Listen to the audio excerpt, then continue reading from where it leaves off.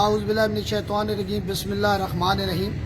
میرا نام وحید اختر، والد محمد ایوب خان، ساکن چیچیاں، تحصیل ہزرو، ضلع اٹک۔ 2015-16 وچ شفیق نامی شخص ہمارے گاؤں چیچیا میں ایک اسٹور بنا کے رکھا تھا، اور کمپاؤنڈر اس نے میرے والد صاحب کو جب دوائی دی تو 1.5 آور دوائی تھی۔ جب اس کی شکایت کی تو ایڈیو ہیلتھ صاحب اٹک نے ٹیم بھیجی ہے، اور اس کی جب چیک اپ ہوئی ہے تو اس کے پاس ثبوت نہیں۔ تو یہ سیشن جج صاحب ڈاک کوٹ راول پنڈی ڈویژن، یہ عدالت کا فیصلہ ہے، یہ عدالت کا فیصلہ ہے، یہ ہمارا فیصلہ نہیں، یہ عدلیہ کا فیصلہ ہے۔ میں عدلیہ کا احترام کرتا ہوں، اور یہ عدلیہ کا فیصلہ ہے، اور اس فیصلے کے مطابق یہ شفیق بھائی جو ہے نہ کمپاؤنڈر کے لائق ہے اور نہ میڈیکل چلانے کا لائق ہے۔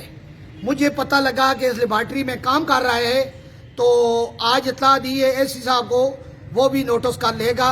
تو ڈاکٹر رشید صاحب جو ہمارے ہزرو تحصیل کے انچارج ہیں محکمہ ہیلتھ کے، انہوں نے چھاپا مارا، تو وہاں اس لیبارٹری